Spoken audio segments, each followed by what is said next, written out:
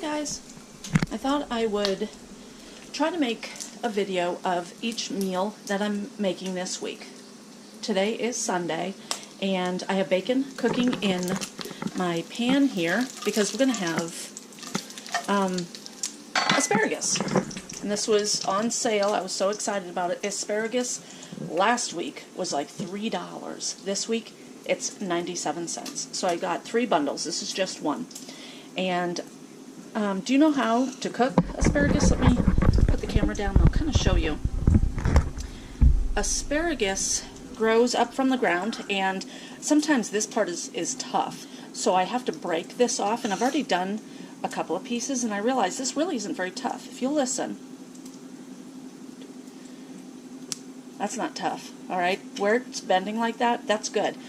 When it's tough, it just, see, this one here might be. No, that's very good. I don't have to waste any of that because that's a good asparagus right there. When it's tough, it's woody. And they do say that there's a way to fix that. I don't know how. I've tried to do it, but it didn't work. So I don't do it.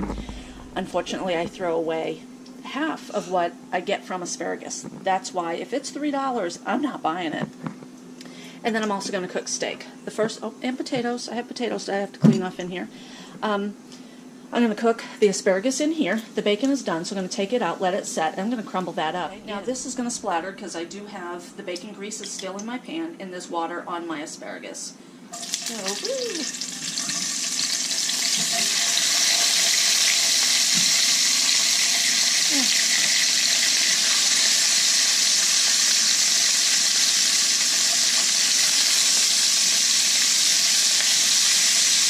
Doesn't that sound delicious? Okay, I have my asparagus cooking, and I'm going to add some salt, just a little bit of salt, pepper, and garlic. I love garlic on everything, so a lot of pepper. Grab out the garlic, and I buy the big thing of garlic. It's delicious. I'm going to cut up the potatoes, and I thought a lot of people ask, well, kids, mostly young people, are asking, well, how do you make this or how do you make that? So I want to show you how I make it. And here's my husband. Hi. Hi. I'm running away. I just need soap. Okay. Here, let me shut this up. Okay. The guys are working in the garage today. It has been such a busy week that we haven't had a chance to do anything. So right now they're taking care of all that. So, and a flat tire, I guess. But anyway, back to the potatoes. The way I do it, I wash off my potatoes. I do not skin them. I used to, but Rod really does like the mashed potatoes when you have the skin on them.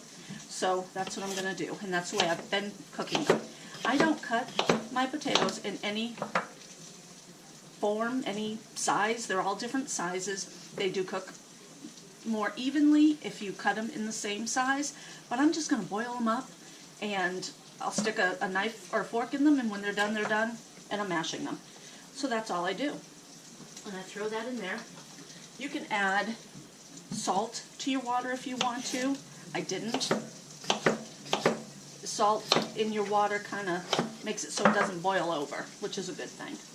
But there's a little bit of a dark on that potato, so I'm going to take that off. I don't know what the dark is, to tell you the truth, but I don't like to eat it, so I cut it off.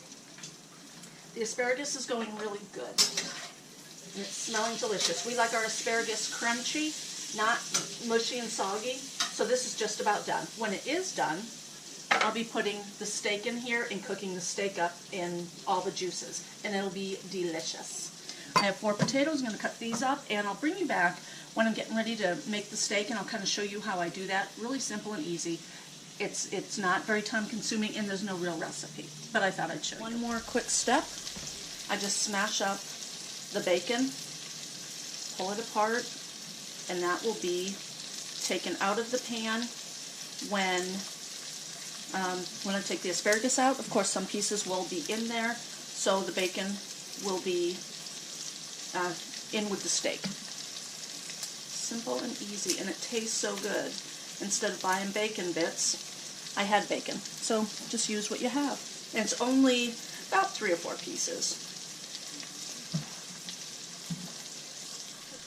asparagus out of the pan, and it is delicious.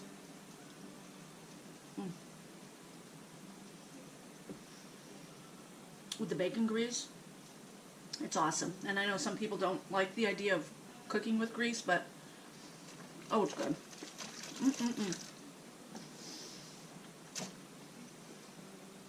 I have a steak in here. I'm going to put a little bit of onion powder and garlic powder. I used to buy onion salt and garlic salt, but it's too salty. There's too much salt in it. I do love salt. It's not good for us, but I do love it. But not everybody does. And I can salt things way too much, and then others don't like it. So I just use the powders. And just sprinkle on a little bit, and that's going to give it a good taste. And I'm going to put on pepper. I'm not going to put on salt yet. I want the juices to kind of stay in the steak, and I think that might help. So everything else is on there, and I have a little bit of bacon in there. I'm going to flip it over and do the other side with pepper, garlic, and onion. And like I said, garlic goes good on everything. And then a little bit of this. Okay, I'm going to put a cover on it, and I'm going to just let it kind of simmer. I'm going to put a little bit of beef broth in there as well to kind of give it a little bit of extra juice. And that beef broth ends up cooking out normally, and it comes out so good. That steak is going to be delicious. Okay, let's look at the steak.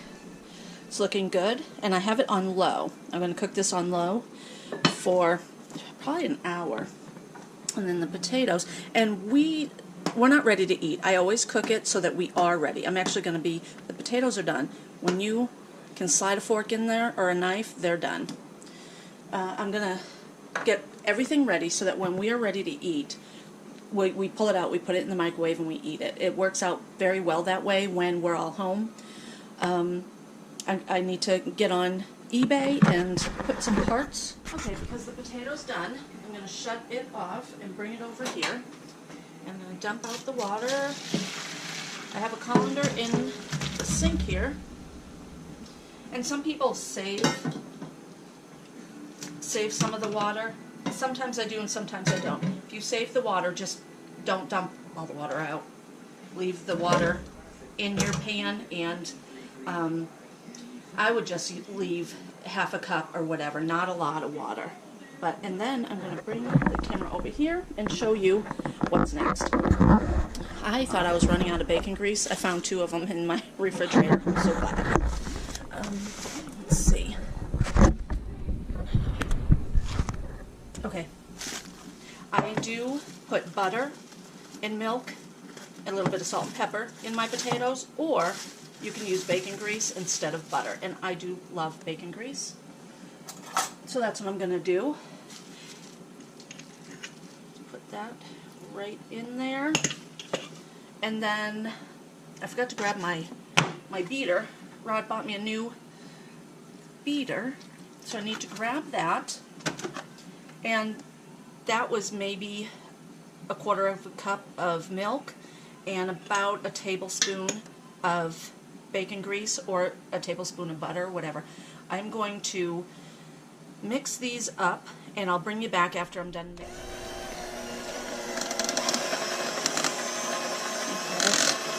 It's getting to be a good consistency, but I do need a little bit more milk. So let's get a little bit more milk.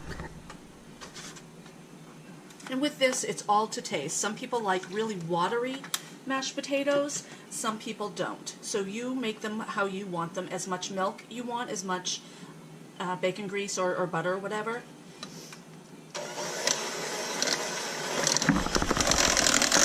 Yeah, that's the way we like them. Not too watery, not too hard. Okay, now you can also do this with a fork. I did have an actual old-fashioned masher. It wasn't too old-fashioned because it ended up, it had Teflon on it, and it ended up coming apart. I didn't like that at all. We threw it away. Teflon isn't all that great. little bit of garlic in there and salt and pepper. And that's it. You can add whatever you want to your potatoes. I've put in little bits of onion before. A little bit of salt. Let's give it another mix.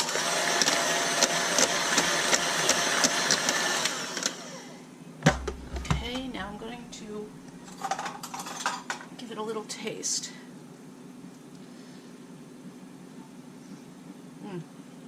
Oh, that's good.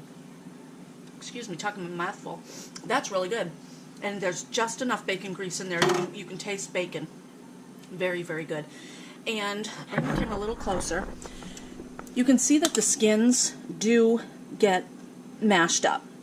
It's not a big hunk of skin, potato skin in there. So it's not. Back inside, the steak is doing good. I'm going to end up making a gravy with that's in there, the juices that's in there, and I'll show you how to do that too. It's real simple. Guys, the steak is done, and we like our steak well done. So I usually cut it open to make sure it is done. I'm going to take it out of the pan, and within the pan there's a good juice. So I will, it's kind of hot. I want to show you how to make this gravy. And I'm hoping the camera's picking up what I need you to pick up. I'll take it off there. Just a little bit of gravy. What I'm going to do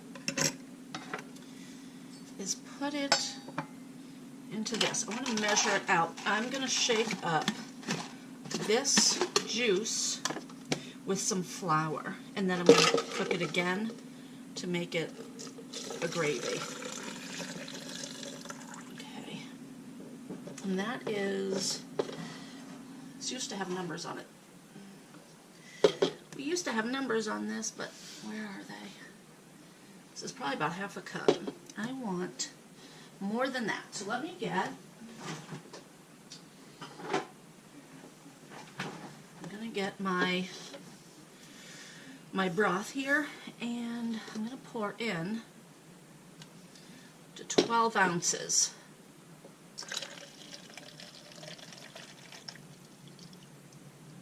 Okay. Then I'm going to take 2 tablespoons of flour, and I'll put that in there if I can find. I want 2 tablespoons of flour, and this is just regular all-purpose flour. I don't heap it, but I don't make it perfect either. That's a little bit heaped. The other one wasn't. A little bit of salt, just a little, because I do have salt in there with the bacon. I'm going to shake this, and because it does have a little bit of a hot liquid, you've got to be careful that it's not going to open up. Just shake it up. I'm going to turn my pan back on. Then I'm going to pour this back in, and that is going to make just a simple little gravy.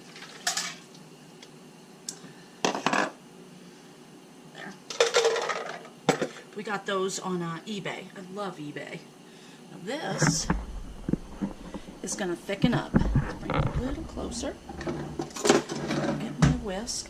And as it's boiling and it's not thickening, if it doesn't thicken, I'll add a little bit more of the flour.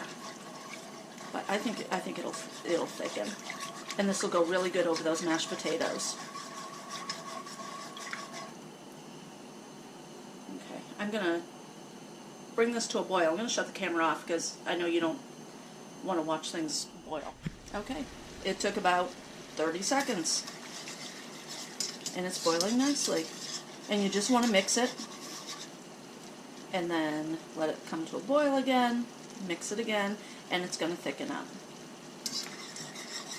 That's how you make homemade gravy. You can do this with chicken broth. You can do it with, of course, beef. What other broths do they make? I mean, when you cook pork, you have juices from the pork. You could do it with that. Turkey. They make turkey broth, right? Okay, guys, there you go.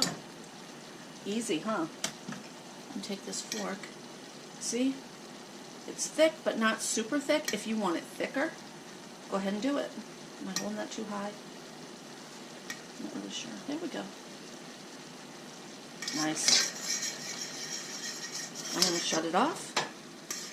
And dinner is done. The mashed potatoes, the asparagus, the steak, the gravy. When the guys are ready to eat, I'll heat it all up and we'll eat. I'll bring you back to show you my plate. I did already taste everything except the steak and gravy. Let's give this gravy a taste. Just a little. And it is super hot.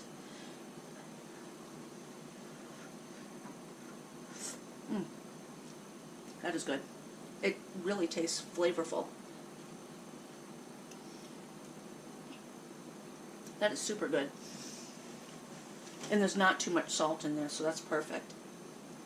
It tastes like steak, which is awesome.